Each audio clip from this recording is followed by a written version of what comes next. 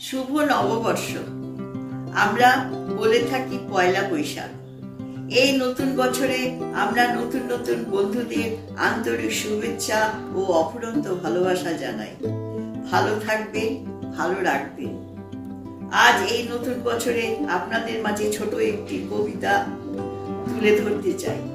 কবিতার নাম বন্ধুত্ব।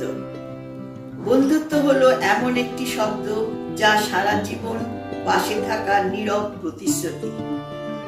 পৃথিবীতে সব থেকে সুন্দর করে থাকার জায়গাই হলো হৃদয় কিংবা কারো শুভকামনায়। কিছু কিছু সম্পর্ক ভালোবাসার নয়, তারপরেও একে অপরকে হারাতে চায় না। এটাই হচ্ছে পবিত্র সম্পর্ক, যার নাম বন্ধুত্ব।